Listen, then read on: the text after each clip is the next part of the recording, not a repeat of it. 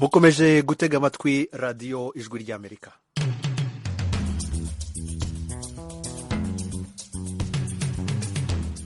radiyo ijwi ry'Amerika ivugira i Washington DC mu Kirundi no mu Kinyarwanda. Mu Rwanda mutwumvira kuri FM 104.3 by'ijwi ry'Amerika.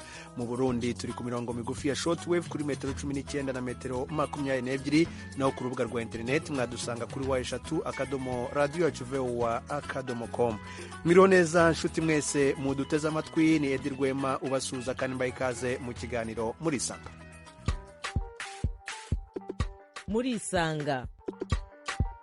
Murisanga ni ikiganiro cy'ijwi ry'Amerika kibanda ku bibazo binyuranye byo mu karere k'ibiyaga bigari bya Afurika. Ikiganiro gitumira abantu bo mu nzego zitandukanye bagasubiza ibibazo by'abakunzi b'ijwi ry'Amerika. Ndi mu ntara ya Muyinga aho bita muri komine Giteranyi aho bitatura. Ndi hano Kampala Uganda. Gende mu gisagara cya Bujumbura. Ni ikiganiro kimara isaha kuva saa 10 kugera saa 11 buri munsi kuva kuwa mbere kugera ku cyumweru. Muri leta ya Colorado, leta zunze ubumwe za Amerika. Mbanje kuramutsa batumire mwadutumiriye. Nawe turagutumiye. Kurikira ijwi ry'Amerika aho uri hose, haba kuri radiyo, kuri telefoni no kuri mudasobwa. Nawe turagutumiye, ntuziheze, urararitswe buri munsi saa 10. Ikiganiro ni Murisanga muri studio ya 7 hano i Washington DC, muri kumwe nanjye Edi Rwema.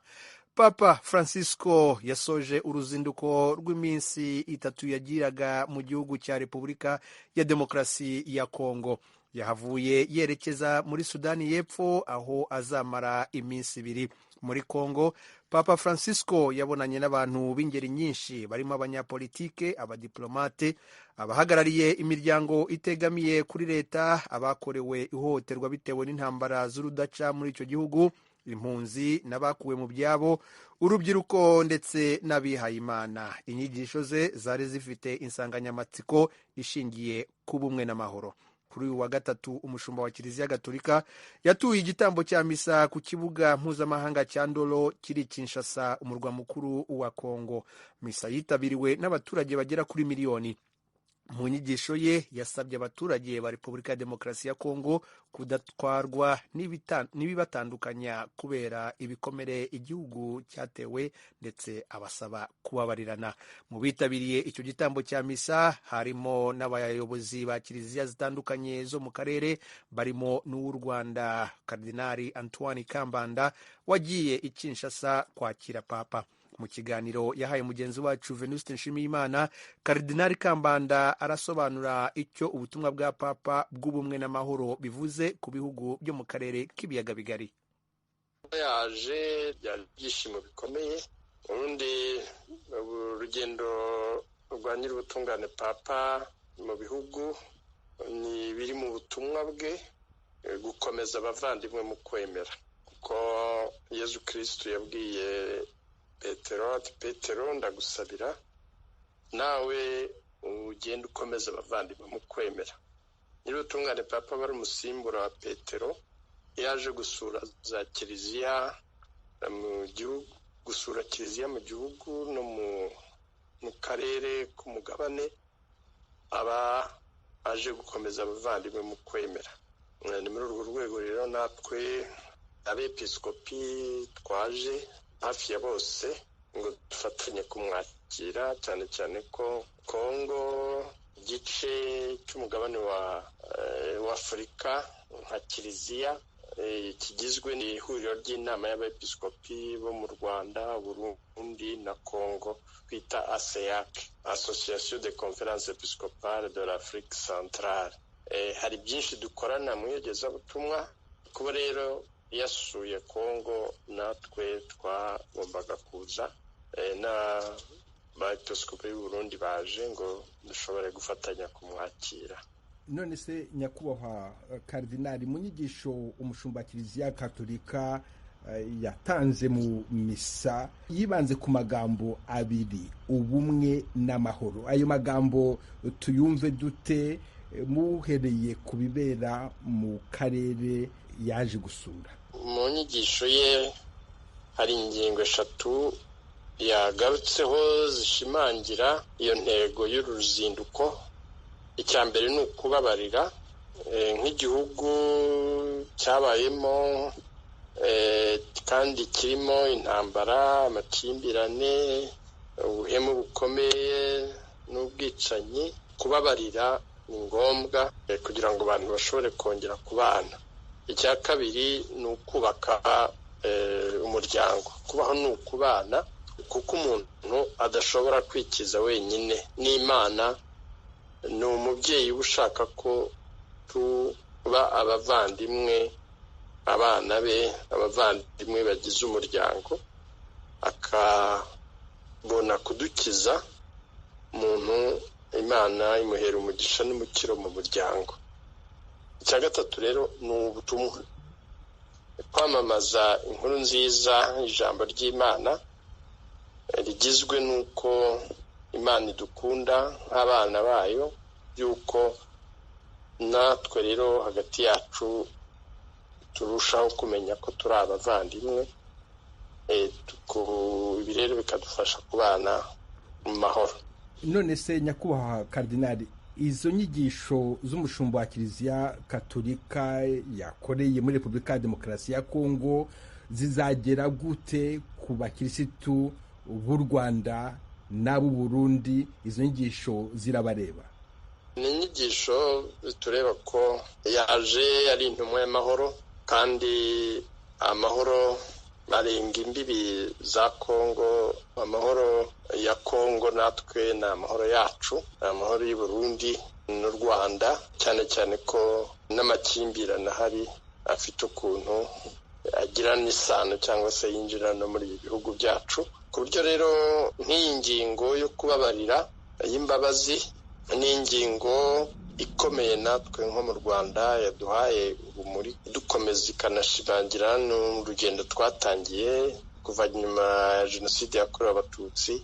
Ubutumwa bwacu bwubakiye kuri iri jambo no kuri iyi ngingo yo kubabarira, ni byo byatumye ubu ngubu u Rwanda rudaheranwa n'ingaruka za Jenoside.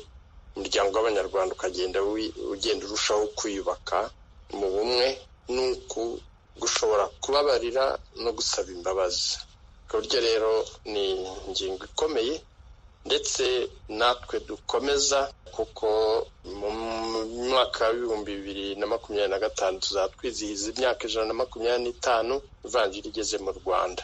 Aho ngaho rero mu rugendo rwo kongera gushimangira imbabazi, kubabarira no gusaba imbabazi aribyo bigize ubwiyunge n'amahoro, bitwubaka nk'umuryango w'Abanyarwanda, kandi nka Kiliziya nk'abakristu akaba ari umusingi wacu. Antoine Cardinal Kambanda, ndabashimiye cyane ku bw'aka kanya muhaye Ijwi ry'Amerika. Murakoze cyane. Uwo yari Karidinali Antoine Kambanda, umuyobozi wa Kiliziya Gatolika mu Rwanda, umwe mu bagiye kwakira Papa Francisco i Kinshasa muri Repubulika ya Demokarasi ya Kongo. Mu kiganiro muri Sanga cya none turibanda ku butumwa bwa Papa yageneye abanyekongo n'abakristu muri rusange. Twatumiye bamwe mu babonanye na Papa amaso ku yandi, barimo Padiri Juvenal Ndimubanzi wo muri Diocese ya Goma. Uyu ni Padiri mukuru wa Paruwasi ya Matanda. Padiri Juvenal, ikaze cyane mu kiganiro muri Sanga ku Ijwi ry'Amerika. Urakoze cyane Padiri. Turi kumwe kandi na Madame Malipo Angelique, ni impunzi y'Umurundi yo mu nkambi ya Mulongwe, aho ni muri Repubulika ya Demokarasi ya Kongo. Uyu nawe yabonanye na Papa Francisco amaso ku yandi, ndetse Papa amugenera n'impano. Madame Malipo Angelique, ndabizi ko ufite umwanya muto cyane, ariko mbere na mbere nagira ngo nguhe ikaze ku kiganiro muri Sanga ku Ijwi ry'Amerika. Madame Angelique, uranyumva? Madame Angelique, uranyumva? Nari mvuze ngo ikaze ku Ijwi ry'Amerika. Ego. yego ndabizi ko ufite akanya gato cyane Padiri Juvenal anyihanganire nguhe iminota 5 gusa hanyuma tuganire hanyuma nze kugaruka kuri Padiri Juvenal tuza kumarana umwanya muri iki kiganiro muri Sanga. Madame Angelique, kwakirwa na Papa Francisco i Kinshasa, wowe nk'impunzi yabakiriye muri kumwe n'abandi bakuwe mu byabo, wabyakiriye ute? nabyakiriye neza, nararyohewe kubona nk'impunzi turi mu Kongo kugenda kumwakira Pape Vraiment narabyakiriye neza. Hanyuma ninde waguhisemo kugira ngo ube mu bantu bajya kwakira Papa? Ubutumwa wamujyaniye bwari ubutumwa ki? Jewe nagiye kubw'impunzi nyene abatwakiriye muri Kongo, Senere niyo yashikanye hariya Kinshasa ububasha bwanje. Ibyo ari byo byose wagiye uhagarariye izindi mpunzi ziri muri Repubulika ya Demokarasi ya Kongo. Ubutumwa wajyaniye Papa ni butumwa ki, Madame Angelique? Ubutumwa natwaye Pape naranditse ikete, amaze kwandika iyo kete ndayishyira ahantu, nanakigiye kubonana na Pape narayimuhaye, maze n'ikado y'iwanjye ndamuhaye, nawe nyene arama nanjye ikado y'iwanjye y'ishyakule.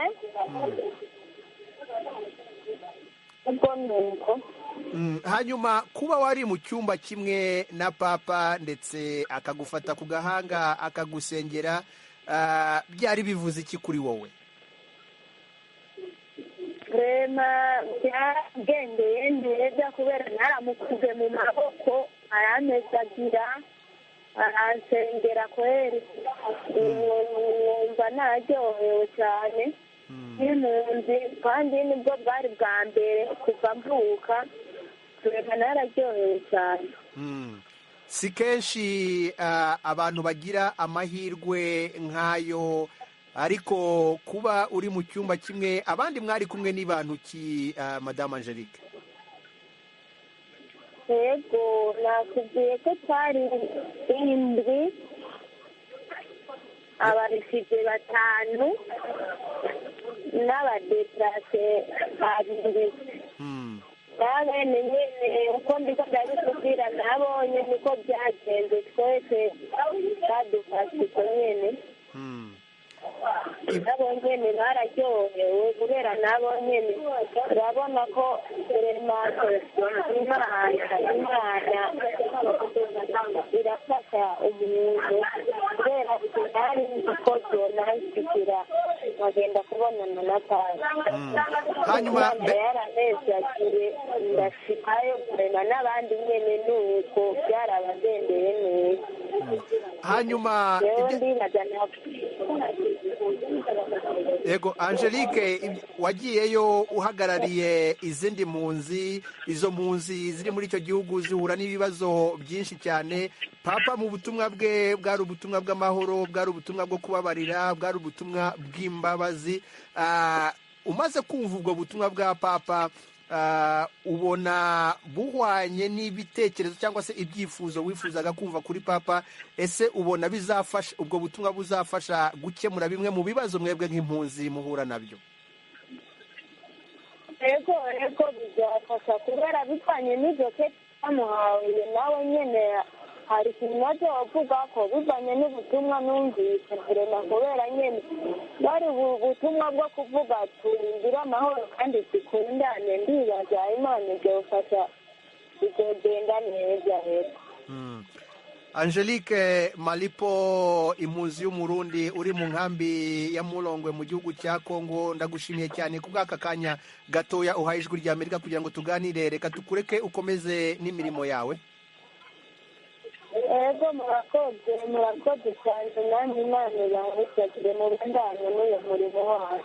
urakoze cyane. radiyo ijwi ry'Amerika ivugira i Washington DC mu Kirundi no mu Kinyarwanda.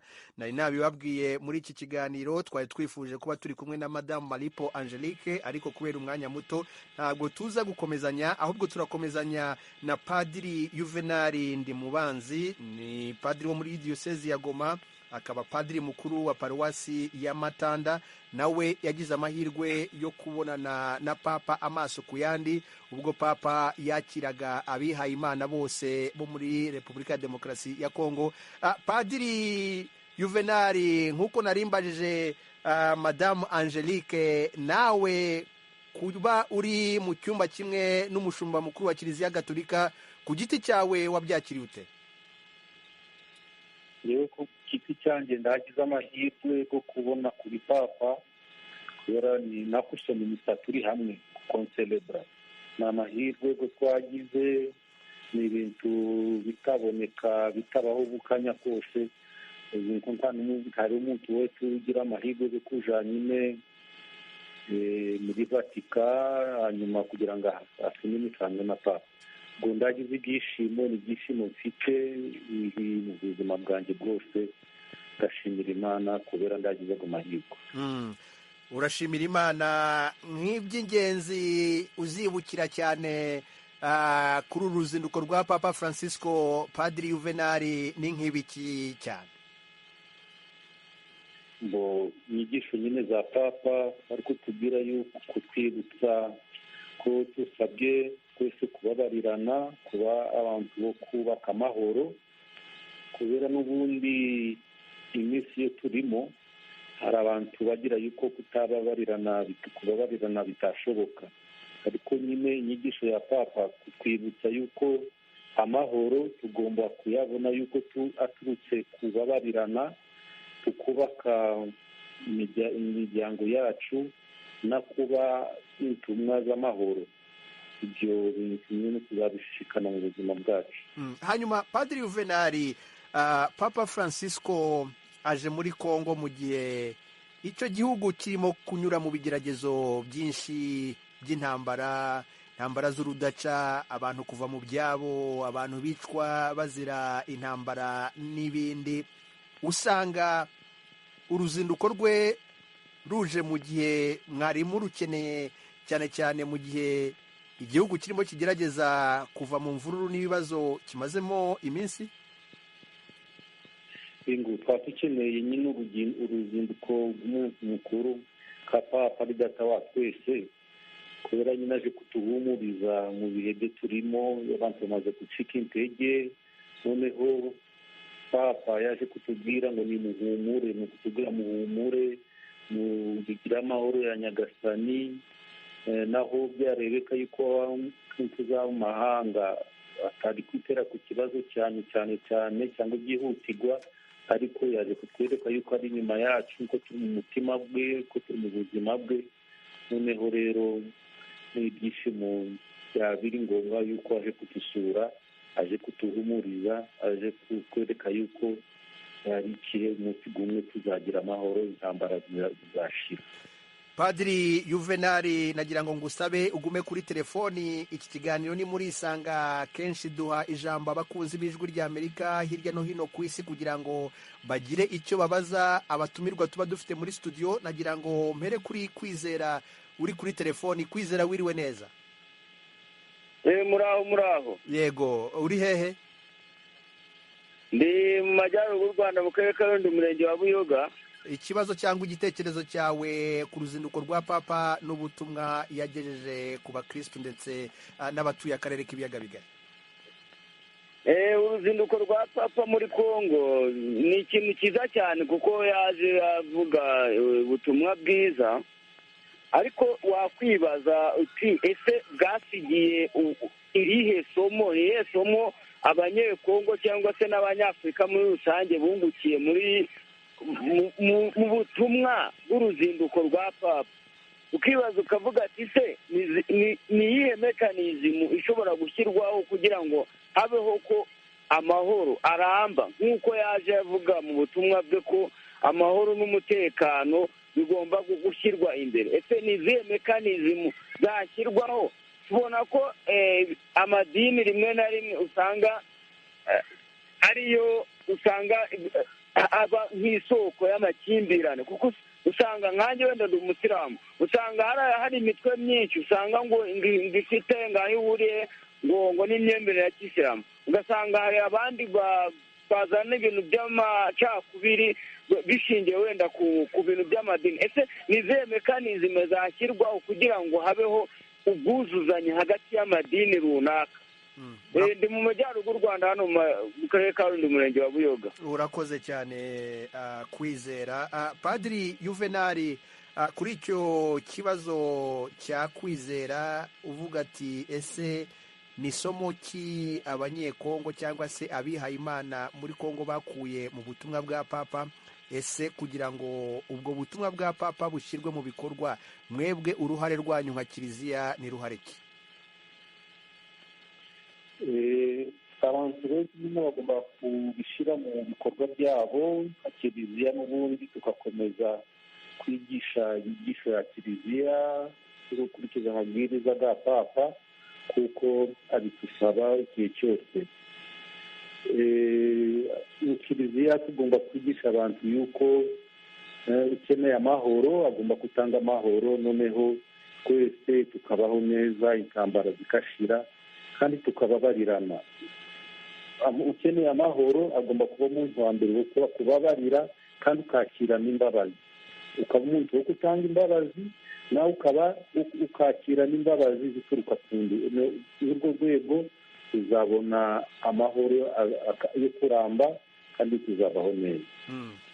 Padiri, umuntu arebye imibare aho ngaho muri Kongo, 1/2 cy'abaturage ba Kongo hafi miliyoni 40 n'abayoboke b'idini rya Gatolika, bivuze ko mufite uruhare runini cyane mubishatse ko mwahindura ibintu ahanini munyuze mu ivugabutumwa ryanyu kugira ngo abaturage babumvire ibyo bibazo bibe byakemuka.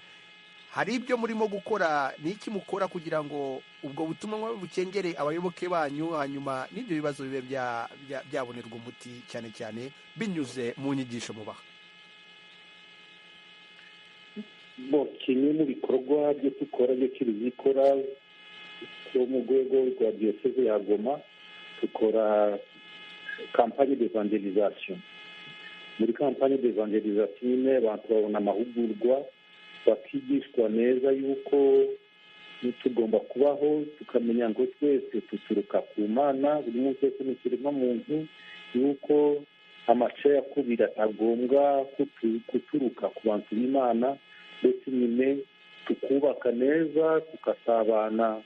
Kandi muzi neza yuko nyine Kongo ifite ubwoko bwinshi burenze 450, nakutwereka yuko ahubwo ubwo bwoko bwinshi aho bugomba gutuma abantu batana, ahubwo bugomba kubakira kugira ngo noneho babe bamwe, bakumvikana, bakamenya yuko twese duturuka ku Mana, ni Imana yabishatse, ariko yuko tutagomba kujyana, tutagomba gushyigikira intambara.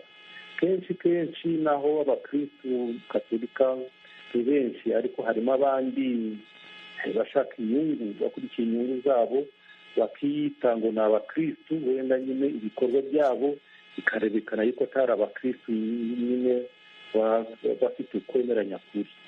Icyo kibazo niyo mpamvu rero mu kampanye d'evangelisation ni ukwereka abantu yuko evangelio twayakiriye, ariko tugomba noneho kuyakira ubundi busha, tukaba abantu basha, tukahinduka, tukahindura imitima, ibikorwa bibi tukabikura mu mico yacu, tukaba abantu beza. Noneho abantu rero iyo bakiriye ijambo ry'Imana bigomba kubahindura, bikabagaragara no mu buzima bwabo, bakamenya yuko twese naho twaba turi benshi tuturuka ku Mana, Imana imwe itusaba yuko tubaho neza, tukabaho tukumvikana. Haba hari ikibazo kigiyeho, abantu bakaganira, bakicara, noneho yaba ari ngombwa abantu bakababarirana, amahoro akaranda. Padiri Juvenali Ndimubanzi ni padiri wo muri diyoseze ya Goma, akaba padiri mukuru wa paruwasi ya Matanda.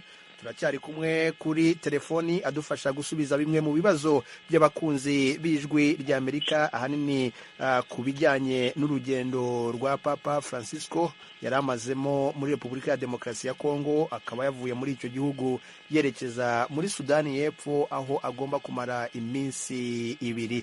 N'uruzinduko rwa gatandatu Papa Francisco akoreye ku mugabane wa Afurika kuva agizwe papa mu mwaka w'2013. Uruzinduko rw'umupapa muri Kongo rwaherukaga mu mwaka w'1985 ubwo icyo gihugu cyasurwaga na Papa Yohani Paulo wa kabiri. Kuri telefoni dufite abandi bakunzi b'ijwi ry'Amerika. Innocent Nduwimana, wiriwe neza? Uri hehe? mu Kanyosha. Aho ni mu gihugu cy'u Burundi? Ni mu gihugu cy'u Burundi, mu gisagara cya Bujumbura mu Kanyosha. Yego, ikibazo cyangwa se igitekerezo ku butumwa bwa Papa Francisco yageneye abakristo n'abatuye akarere k'ibiyaga bigari ubwo yari mu ruzinduko muri Kongo? Ni ikibazo n'iciyumviro hano igihugu kibanyi cy'u Burundi byaratunejeje kubona yarashitse muri Kongo akamara iminsi 3 yose. Twarabonye amafoto y'uko baganiriye na perezida wa Kongo, aramubarira ingorane zihari, aramubarira yuko bifitaniye umubano muke n'igihugu kibanyi cy'u Rwanda. Kendiye uko twibaza no mafoto twarabonye, turizera yuko yaje guhindura ikintu kiri muri Kongo, kwemubariye yuko bafitanye umubano utari mwiza. Ngira ubu yarashyize ubutumwa bwiza butari buke, ubu ngira yamuhaye n'impanuro y'uko by'ibyo bihugu ngira bigiye guhuza, na cyane cyane yari yahishikiye akamubarira n'ibibazo by'ibafise. Basanga baraganiriye n'ibindi bitari bike ku mutekano utari mwiza ngira muri icyo gihugu kibanyi. Basanga ubu ko baganiriye neza, hagiye kuboneka ikintu cyiza, icyuka cyiza. Kongo bitibaza hagiye guhinduka ikintu kitari gito. Ndibaza nimba baraganiriye ibintu byinshi na Papa Francisco, ndibaza ko hagiye guhinduka ibintu byinshi. N'icyo gihugu cy'u Rwanda yakivuze ko ibintu bitari bike yuko hari umutekano muke ngaho muri Kongo. Tukaba twarashimye yuko ko yashyize muri icyo gihugu yuko hagiye guhinduka, kuko yavuga ibintu byinshi n'ibijyanye n'ubutumwa bw'amahoro ngaho muri Kongo. Icyo nicyo cyiyumviye n'igitekerezo na Refisi. Urakoze cyane Innocent Nduwimana. Padiri Juvenali, sinifuza kukujyana muri politike nyinshi, ariko ufite icyo wifuza kugira icyo uvuga kuri ibyo bitekerezo by'uwo mukunzi w'ijwi ry'Amerika uri mu gihugu cy'u Burundi, aho avuga ko mu biganiro Papa yagiranye n'umuyobozi wa Kongo harimo ko yanasabye ko ibihugu by'amahanga bihagarika guhungabanya umutekano muri Kongo, ndetse yanashinje ibihugu bikize kuba bikomeje gusahura umutungo w'icyo gihugu. Hari icyo wavuga kuri ibyo bitekerezo byaba ibya Papa ndetse n'ibya Perezida Felix Tshisekedi, ahanini mu bijyanye n'inzira yo gushakira umuti ibibazo biri muri icyo gihugu? Kuko Papa yabivuze ariko kwerekana yuko ibihugu bikize yuko bigomba kureka mu nce z'amahanga, bagomba kureka Kongo cyangwa Afurika muri rusange, yuko atari ibyama yo kutakaza nyine n'ibibazo byo dufite mu Kongo kenshi bituruka hanze. Abantu bakareba ubukungu nyine bwa Kongo, yuko bavuga yuko Kongo dufite ubukungu bwinshi, ariko abanyekongo ntaba bafite n'inyungu. Ni ukuvuga rero abantu bose munsi cyaba abakungu ibyo bihugu bikize bimenye yuko twese turi abana b'Imana, duturuka ku Mana, twese ko dukeneye amahoro baba bagomba guhagarika nyine izo ntambara bakareka izo nyungu zabo bwite ahubwo bagashaka inyungu z'abantu bose. Ubukungu bwa kongo bakwiye kubushaka ngo bube ubw'abantu runaka, ahubwo tubukoreshe kugira ngo abantu bose abanyekongo n'ibindi bihugu nyine bikikije kugira ngo twese bitumarira ubwo bukungu butumarira akamaro noneho tubeho neza. Iyo papa ari kutwifuriza nibyo ari gusaba amahanga kugira ngo noneho bareke gusahura, ahubwo bakire tukirinani pa kongo kugira ngo bukungu bugirire abantu bose inyungu. Twiyumva kugira ngo ubu tugire twese inyungu ni uko tugomba kumenya yuko twese turi biremwa muntu, twese dukeneye amahoro. Icyo umuntu akeneye ni ukeneye kubaho neza. Uri umuntu w'Imana, umukristo, ugomba kumenya yuko n'umugenzi wawe araba abikeneye, noneho mugashaka ukuntu mwakora hamwe mukumvikana, noneho ibintu byose bikaba neza. Naho niba abantu niba batashaka kubaho n'abandi bagakomeza gushaka inyungu zabo bo benyine, ni ukuvuga yuko ago mahoro tutazagageraho bwangu. Ni ukuvuga nyine abantu bagomba guhindura imitima yabo, bakahindura imitima, bakamenya yuko twese dukeneye kubaho neza muri rusange, noneho ibyo dufite byose bikaba ibya twese, bikatwakira, bikatwakira kugira ngo tubeho neza, hate kuba abantu bo gushaka kubikora ibyabo byo byenyine. Ikibazo ni ukubera nyine babishaka ku kahato, noneho bakazana intambara. Byaba biri byiza bakumvikana n'abayobozi b'igihugu, bakasinya za konvansiyo, noneho bakareba ubwo bukungu twabukoresha ute, noneho kugira ngo abantu bose babugire n'inyungu, abantu bakabaho neza. Padiri Juvenali Ndimubanzi ni padiri wo muri diyoseze ya Goma, akaba na padiri mukuru wa paruwasi ya Matanda. Reka dufate akaruhuko gatoya, padiri ugume kuri telefoni, hanyuma mu kanya turagaruka twakira na Habakubaho Norbert.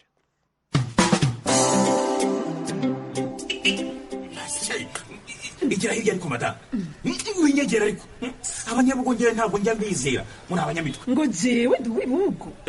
Yego rata, uri umunyarusangikazi kuko nibo bagenda bimyozora nk'inka zabo. Ariko abirasi bimuhumuruka mani. Shofe, wenda ndabona ashaka uri iwacu rusangi, uradutwara neza kandi ndakwizeye. Mie kwetu ni bugo. Ndiyo bugo. Wiki? Ni ukuvuga ko buri wese muri twebwe yagiye yibeshya ku wundi. Yapapapapapa. Shofe, twigende. Kombo taxi yaje. Taxi ikorera hafi y'umupaka. Ishobora gute gutwara abantu baturutse mu mihingo yose kandi bafise byinshi bibatandukanye. Kombo taxi muyitegurirwa kandi mukayigezwaho na La Benevolencia Royal. Kombo taxi, ikiganiro cyangwa se umukino utegurwa na La Benevolencia, tubagezaho buri wa gatandatu saa 12 z'umugoroba. Ntimuzacikwe rero ku munsi w'ejo. Ikiganiro ni muri Sanga, muri studio ya karindwi hano i Washington DC, muri kumwe nanjye Edi Rwema, aho turimo kuganira ahanini ku ruzinduko rwa Papa Francisco yasoje muri Repubulika ya Demokarasi ya Kongo, akaba yahavuye yerekeza muri Sudani y'Epfo, aho azamara iminsi 2 muri Kongo. Papa Francisco yabonanye n'abantu b'ingeri nyinshi, barimo abanyapolitike, abadiplomate, abahagarariye imiryango itegamiye kuri leta, abakorewe ihohoterwa bitewe n'intambara z'urudaca muri icyo gihugu, impunzi n'abakuwe mu byabo, urubyiruko ndetse n'abihaye Imana. Inyigisho ze zari zifite insanganyamatsiko ishingiye ku bumwe n'amahoro. Kuri telefoni turi kumwe n'undi mukunzi w'ijwi ry'Amerika, Norbert Habakubaho. Wiriwe neza? Wiriwe neza Edi. Uri hehe? Ndi mu majyaruguru y'u Rwanda, mu karere ka Rulindo, umurenge ni wa Buyoga. Ikibazo cyangwa igitekerezo cyawe ku butumwa bwa Papa yageneye abakristu n'abandi batuye akarere k'ibiyaga bigari? Dushimire Papa ku ruzinduko yagiriye muri Kongo, kandi tunamushimire ku nsanganyamatsiko yaje atuzaniye muri make nko muri East Africa cyangwa se n'isi yose. Amahoro ni ubumwe kandi n'umusingi w'iterambere. ariko se nanone nkabaza padiri nti murabona wenda nk'uko wenda imyigaragambyo wenda ntabara wenda ni nk'imyigaragambyo wenda iva mwa kiriya gihugu ayivugaho iki? ese buriya bwicanyi buri gukorerwa bariya abantu tuvuge ko buzahagarara babazira uko bavutse? urakoze cyane Norbert kubaho. Padiri Juvenali, Norbert arasa nk'ubaza ese ubutumwa bwa papa koko buzatuma ibibazo bimaze iminsi muri Kongo bihagarara, birimo imyigaragambyo itandukanye ndetse n'intambara z'urudaca mu bice bitandukanye by'igihugu? kuko twamaze kubivuga birashoboka kubera abantu bakira ijambo ry'Imana, tukamenya yuko twese turi ibiremwa muntu, twese tuba tugomba kwakira nyine ubwo butumwa bwa papa. hari izo ntambara biri kumvikana yuko ni abantu runaka bari gushaka inyungu zabo, bashaka inyungu zabo, noneho kugira ngo abantu ntibashyire hamwe, ntibareze icyo dukeneye twese abantu bose dukeneye kubaho neza, kureka kukaba mu mahoro. ni kubera nyine niyo migaragambyo ibamo kenshi baturuka ku nyungu z'abantu bari gushaka inyungu zabo, ariko nyine na niyo mpamvu ingaruka zibambi kubera nyine abantu bakora imigaragambyo, nyuma yabyo hari abantu bari bashyigikiye inyungu zabo, akaba ari batera imbere, ariko nyine bakihisha mu myigaragambyo bari kuvuga yuko dukeneye ibi n'ibi, kandi muri byose muri rusange n'inyungu zabo ku bwite bari gushaka ngo zite imbere. Hanyuma Padiri, wenda akabazo nabaza, mwebwe murimo murakora uruhare rwanyu rwo gukangurira abakristu no kuberekeza mu nzira y'amahoro, inzira yo kubabarira, inzira y'imbabazi, ariko nanone hari urundi ruhande rurimo abanyapolitike n'abandi wenda bashobora kuba bafite inyungu muri izo mvururu nk'uko ubivuga. icyo gihe mwebwe mukora iki kugira ngo urwo ruhande narwo murwiyegereze, mubumvise akamaro ko kubaho mu mahoro? ubutumwa bwa kiliziya ni kwamamaza inkuru nziza ku bantu bose, kandi namwe mwabo ba politike harimo bamwe bita yuko nabo ni abakristu, ariko nyine iyo umuntu atashaka kuhinduka, atashaka guhindura umutima we, kiliziya nta mbunda, nta bisasu dufite byo kubwira umuntu ngo nutakora ikintu kimwe iki turakutegeka ukuntu kuca. ubwo ni ibintu bituruka kuri conscience ya buri muntu wese. conscience y'umuntu niyo igomba kumwereka yuko ibi bintu byo nkora bitari byiza, noneho yamenye ko bitari byiza akahinduka, imigambi ye mibi akayireka, akakurikiza imigambi myiza, kuko conscience yacu itubwira. nubwo nanitwe umurimo wa kiliziya wo kwigisha abantu kugira ngo bamenye ibintu bibi abireke, ibintu byiza aribyo bikorwa. naho nyine niba abantu batashaka guhindura imitima yabo, niba bashaka kwakira ijambo ry'Imana, cyangwa bakaba banihisha mu ijambo ry'Imana bakavuga ngo ni abakristo kandi bari gushaka izindi nyungu zabo, nyine ntabwo mahoro utanazayabona bwangu bwabo. ariko n'ubundi kiliziya icyo dukoresha ni gusoma ivanjiri, tugakora nyine za kampani d'evangelisation, ubyakiriye neza akahinduka. udashaka kwakira iryo jambo ry'Imana, kiliziya nta prive dufite tuzavuga ngo noneho ngo aramutukuye kino kihano. Urakoze cyane Padiri Juvenali ndi mubanzi. Kuri telefoni dufite undi mukunzi w'ijwi ry'Amerika, Bruce Pascal Niyongira. wiriwe neza? muri amahoro. uri hehe? i Kigali. ikibazo cyawe cyangwa igitekerezo ku ruzinduko rwa papa? ngewe ku bijyanye n'uruzinduko rwa papa ndabishimira cyane, kuko papa yaje akenewe, kuko muri Kongo iyo urebye ibibazo byari bihari, zishingiye ku moko na n'ubu kandi gihari intambara zidashira imitwe idashira byari ngombwa ko papa nawo aza agahosha icyo twakita nk'umwuka mubi kugira ngo twese n'ubuyobozi nabwo bugira ikintu bwikanguraho mu byo ruvuga cyangwa se mu bakora no mu magambo bavuga batangaza muri rubanda mu baturage, kwanganisha ibihugu, kwanganisha abantu ku bandi. Mbese ugasanga papa ibyo yavuze koko amajambo yamwe narayumvishe n'abasesenguzi narayumvishe ibyo bagendaga bavuga kuri urwo ruzinduko, ugasanga koko papa ibyo yavugaga kwari ugukebura abayobozi cyane cyane aba Kongo, kuko iyo urebye ku ruhande rwa Kongo abayobozi benshi bafite n'abaturage bafite igisa naho banganisha abaturage bavuga ati iki gihugu tucyange, uriya ni umuntu mubi aratugambanira, kandi ugasanga twese nta naho bihuriye. Ariko papa kuba yaraje muri Kongo byari byiza cyane, kuko ibyo yavuze koko yakebuye abayobozi cyose nibatumva ibyo we papa yaba yarababwiye cyangwa yaba yaratangarije, ariko iyo wumvishe mu magambo yagiye avuga kabisa usanga byari ibintu byiza kuba papa yaraje mu bihugu birimo amakimbirane n'imyigaragambyo kugira ngo nawo ashyireho ake kugira ngo arebe ko byibura hari icyakorwa. Rero uruzinduko rwa papa ni byiza kuba yarasuye, yasuye akarere kose, yasuye Afurika yose, kandi ibyo yavuze ndizera ko byageze n'ahandi hantu ku isi hose hari ibintu by'imyigaragambyo n'intambara zidashira.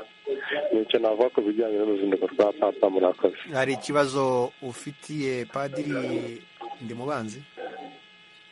Nta kindi kibazo tubifite. Urakoze cyane Padiri. Hari icyo uvuga kuri ibyo bitekerezo bya Bruce mbere y'uko mfata abandi bakunzi b'ijwi rya Amerika?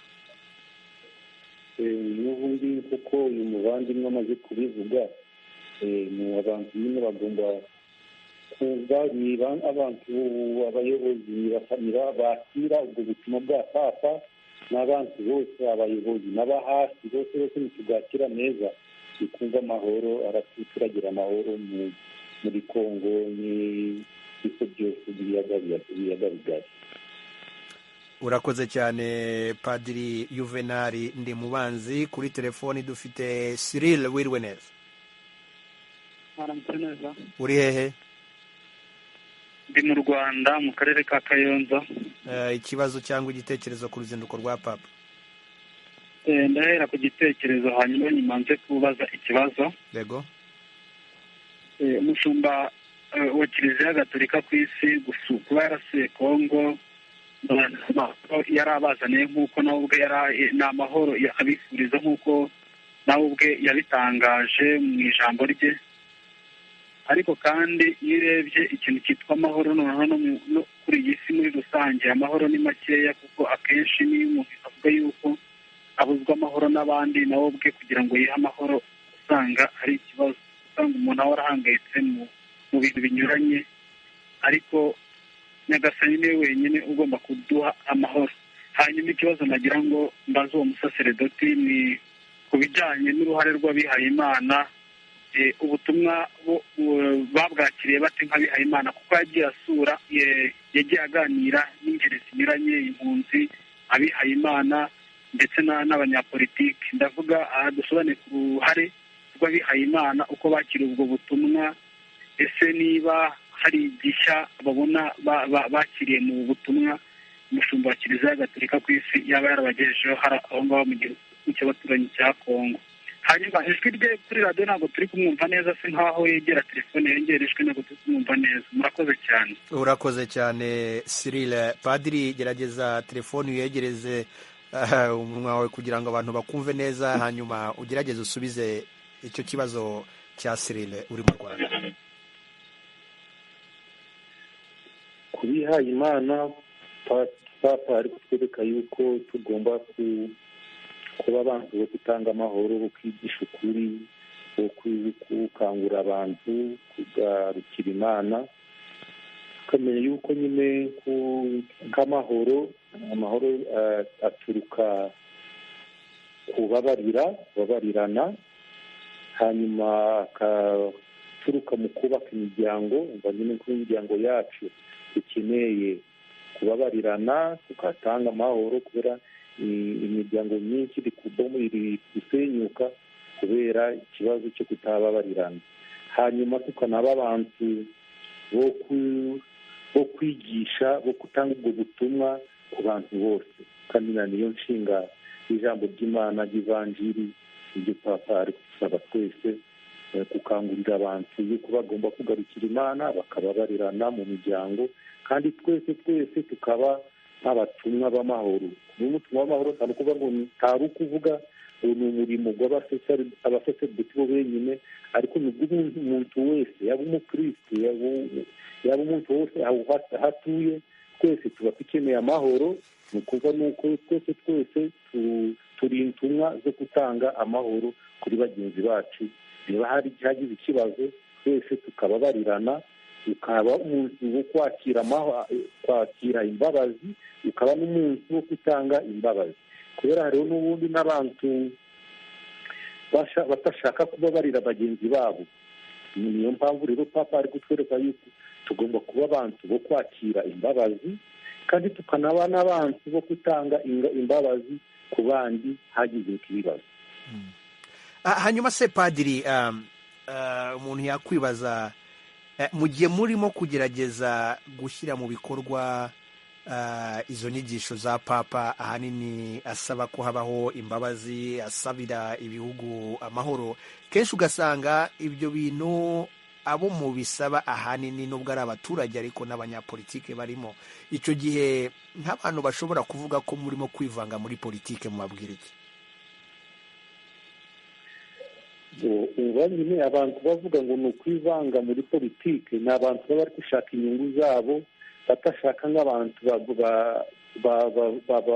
bababwire ukuri none bagashaka kuzimya ukuri kugira ngo bakomeze kubangamira abantu bate kumenya ibyo bakeneye naho kiliziya muri doctrine sociale yayo tugomba kwigisha abantu kubaho neza kandi kubaho neza umutekano mu bw'abantu bose iyo kiliziya cyangwa abihaye Imana bari kuvuga kuri ayo magambo baga bari kwereka yuko nyine Yezu yaje kuturokora twese tugenda kubireba mu bikorwa bye ibitangaza byo yakoraga twakuri kugira ngo abantu babeho neza. Urakoze cyane. Naho abanyapolitike bashaka kuvuga ngo kiliziya iri kwivanga mu magambo bwa politike kandi itabikeneye ni abantu nyine babaga bari gushaka inyungu zabo bari gushaka kujyanira abandi. Ariko ni kenshi kiliziya yagiye ishinjwa kugira uruhare muri politike wenda mwebwe ntimubikora ariko hari abantu baba bafite izo mpungenge mwazibamara gute? nyine ushingiye kuri doctrine sociale de l'église hari abantu nyine abakuriye imbere bo abantu ba leta baba bakeneye bakaba banama noneho nyine bakabayobora kandi muzi neza kenshi kiliziya ya Kongo ikora ibintu byinshi kuri ifasha abantu ba leta noneho ibibazo bimwe bikakemuka ariko iyo hari umuntu ukeneye uri mu nyungu ze naho banamubwira kenshi ni wowe atuma umutekano cyangwa akatera ibindi bitekerezo noneho ntibashire hamwe. Urakoze cyane padiri, guma ku murongo reka twakire n'uwitwa umusaza. Wiriwe neza? Wiriwe witwa umusaza, uranyumva? Ndibaza ko dushobora kuba tumubuze kuri telefone ariko uri hehe? Ndi mu Rwanda mu majyaruguru mu ntara y'amajyaruguru karere ka Gicumbi umurenge wa Bwisige. Ikibazo cyangwa igitekerezo ku ruzinduko rwa papa? Mbere na mbere ndashimira umutumirwa ko abatumirwa ko bari kutubwira byinshi byiza byerekeye uruzinduko rwa papa ariko nkafite n'ikibazo cy'amatsiko nakwibariza nk'abatumirwa. None papa afite ijambo rye ku buryo yabwira abateza umutekano muke cyangwa abaturage badakunda amahoro kuyagira. Afite ijambo ki afite imbaraga ki ku buryo bakumva ibyo ababwira, kuko usanga benshi bateza amahoro, bateza umutekano muke, baba batifuza ko iwabo hagira umutekano muke, baba bateza umutekano muke ahandi, ugasanga n'iwabo ntibifuza ko wahagera. none papa afite imbaraga zingana iki ku buryo yabwiza nk'aho ngaho babitera bakagoka kuyitera bwoba buze abandi amahoro? Afite imbaraga zingana iki ku buryo bakumva ibyo ababwiza? urakoze umusaza Padiri Ndimubanzi. icyo kibazo, ese imbaraga papa afite zo kuba yatuma ibintu bihinduka mu gihugu, amahoro akagaruka, zingana gute? papa ni kubera ni data wa twese, kaba abantu bose twasabye kumwumvira, niba nyine turi kuyumva ko papa ni data wa twese, yuko agomba asabye agomba kutuhana nyine umubyeyi, abana bagomba kumvira ababyeyi babo.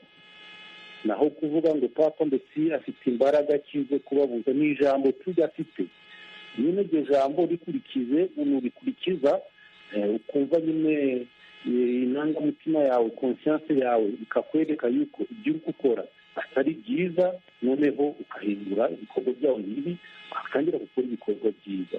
niyo mpamvu papa nka data wa twese aje kutusura, aje kunutuma umuhanyi, guhana abantu bose, kubagira inama y'uko ibikorwa nk'ibi bitari byiza. noneho n'ubundi akanaba nk'umuvugizi wacu biriya bihugu bikize bitera intambara, bishyigikira intambara, kubereka yuko ibyo bakora bitari byiza. bakabyumva, ntibabyumva turashimira Imana, ariko hari n'ikire banatenguha, bakatenguha papa ashaka kuri byabo, kubera papa nta mwenda afite, ntacyo afite, ni ukukoresha ijambo ry'Imana, ni ukuvugisha ukuri, akatugira twese inama wo kwakira iyo nkuru nziza, akayakira abantu bakahinduka, batashaka kuhinduka rero nyine ukabita abatengushi. urakoze cyane Padiri Ndimubanzi. reka dufate na Eustache niyo buhungiro. wiriwe neza? Mwiriwe ijwi rya Amerika. gerageza uzamura ijwi ryawe. uri hehe? ndi Bujumbura mu gihugu cy'u Burundi. ikibazo cyangwa igitekerezo ku ruzinduko rwa papa? icyo nashaka kubaza ku ijambo papa yashyikirije muri Congo, yarashyikirije ijambo avuga ati ibihugu bya rutura n'ibikura amaboko muri Congo, cyane cyane ko hariyo ubutare bwinshi. rero ikintu na kimwe kiriho bisigura ko biteza umutekano muke kugira ngo bize bicukumbura ry'amabuye y'agaciro bari muri Congo cyangwa no mu bindi bice bya Afurika. rero papa yaravuze ngo nibareke Congo cyangwa Afurika muri rusange yigenge, bareke ko amaboko, bareke kuza baraza bateza umutekano muke bacukumbura. yaravuze ko atari ikirombo cyo gucukuramo izahabu cyangwa ubundi butare. none n'ibyari ibihugu by'amahanga bizova kuri Afurika bikayiha amahoro, ikitunganiriza akazoza kayo. icyo nicyo kibazo nari mfite. murakoze. urakoze cyane. i Bujumbura mu Burundi ndabizi ko mufite ikibazo cya FM, kutwumva bigorana. iki kibazo Padiri yari yakigarutseho gatoya, ariko Padiri, ku bantu b'i Burundi badakurikira neza, gerageza mu magambo make usubize Eustache, hanyuma nagira ngo nsabe no muri studio bamugumisheho kugira ngo yumve igisubizo cya Padiri Ndimubanzi. n'ubundi ikibazo cy'itandacumvishe neza, nyine bafite ikibazo cyo kumvikana neza. ikibazo kiri ikihe? Eustache, uranyumva? ndabumva cyane. gerageza utomore ikibazo cyawe Padiri kugira ngo aguhe inyishu. ubwo natomoye ndavuga ngo papa yari muri Congo yaravuze yuko bokura amaboko kuri kazoza ka Congo kugira ngo bareke kuza bacukura amabuye y'agaciro, ari naho batera umutekano muke kugira ngo baze bateze intambara, hanyuma batware amabuye y'agaciro basahure. rero bavuga niko ndabaza n'ibyari batoreka Afurika ikigenga, abo ibyo bihugu byose bya rutura, cyane cyane ibihugu byo mu burengerazuba bw'isi. nasaba yuko bahagarika kuza bateza umutekano mu bihugu bya Afurika kugira ngo baze basohoye amabuye y'agaciro cyangwa n'ibitoro byaba bihari nibyo nabaza. urakoze cyane Padiri, ngira ngo icyo Eustache ashaka kubaza, ese mwumva bishoboka ko ubusabe bwa papa ko ibihugu bikomeye bihagarika gusahura Kongo ndetse no guteza umutekano muke muri icyo gihugu, mubona ari ibintu bishoboka ubwo busabe bwa papa bukaba bwakubahirizwa? byashoboka, ariko nyine bituruka kuri volonte, nyine abantu babishaka byanashoboka. niba hari icyo bakeneye nk'uko twabivuze mbere, bakashaka abantu bakaganira bakareba icyo Kongo ifite, bakamenya yuko ubukungu bwa Kongo butari ubukungu bwa Kongo bo benyine, ko ndetse ni ubukungu bwa twese. noneho haba ari icyo bakeneye bakabikora neza, abantu bose bakabigiramo inyungu, abanyekongo n'ibindi bihugu n'ababikeneye n'ubundi, twese bikatugirira inyungu. na niyo mpamvu Imana yaremye isi ishyiramo ibintu byose, ni ukugira ngo twese tubeho neza. Imana atawushaka ngo umuntu umwe ari we abaho neza, twese Imana ishaka ngo tubeho neza. na niyo mpamvu yari yaturemye idushyira munsi kugira ngo iyi si tubeho neza, tubeho tutekura ikintu. niba hari abantu bagomba gukoresha ikintu runaka, noneho bakaganira, ariko batabinyuze mu ntambara. kubinyuza mu ntambara nyine kuraba nka kusahura, noneho abantu bakamena amaraso, abandi bakapfa. naho binyuze mu nzira y'ukuri, ni kuva abantu ubutumire bwa papa abantu baba bagomba kubwakira neza, kandi ni ibintu byanashoboka, ariko nyine bituruka ku mutima wa buri muntu wese. icyo ushatse kuvuga muri make ni uko uwo mutungo kamere w'igihugu ugomba gukoreshwa neza, ugasaranganywa ku baturage bose batuye igihugu.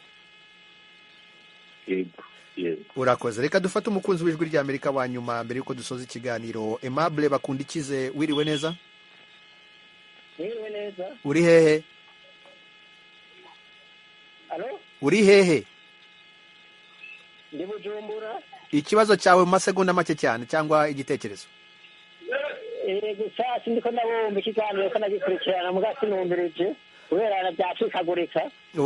urakoze cyane. niba utakurikiye ikiganiro nta kibazo, turaza kugishyira kuri interineti, mushobora kongera kuza kucyumva mu buryo burambuye ku mbuga nkoranyambaga zacu. Padiri Ndimubanzi, mu kanya turaba tugeze ku musozo w'iki kiganiro.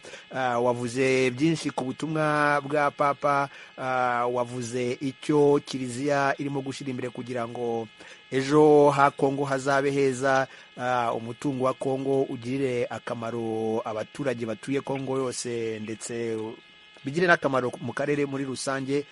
nk'ubutumwa bwa nyuma buturutse kowe nk'umusaseredoti, wowe umukozi w'Imana, cyane cyane ukurikije iba muri icyo gihugu cya Kongo, umutekano muke n'ibindi, ubutumwa ku batuye Kongo cyane cyane abakristo, intama zanyu, ni butumwa ki Padiri mbere yuko dusoza? ubutumwa bwanjye ni ukwakira neza twese hamwe ubutumwa bwa papa, tukamenya yuko twese dukeneye amahoro. ko dukeneye amahoro, icyambere ikibanza tugomba kubabarirana. niba hari ikibazo cyabaye, abantu bakicara bakababarira, bakaganira, bakababarirana, noneho hanyuma tukaba twese abantu bo kubaka amahoro mu miryango yacu, aho dutuye twese, kandi tukanaba abavugizi b'amahoro, tukaba intumwa zo kwamamaza inkuru nziza. noneho hari ibikomere byo twagize bituruka ku ntambara, twese tukicara tukabyumvikanaho, tukababarirana, amahoro akarandama, abantu bakabaho neza. Padiri Juvenali Ndimubanzi wo muri diyoseze ya Goma, ukaba na padiri mukuru wa paruwasi ya Matanda, nagira ngo ngushimire cyane kubw'akanya wahaye ijwi ry'Amerika kugira ngo tuganire. wakoze cyane. namwe mwakoze, Imana ibahe umugisha.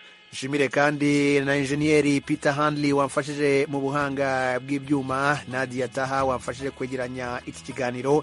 namwe inshuti bakunzi mwakigizemo uruhare, ndabashimiye cyane. muri studio ya 7 i Washington DC mwari kumwe nanjye Edi Rwema, mbasezeho mbararika ibindi biganiro by'ijwi ry'Amerika. Ciao ciao.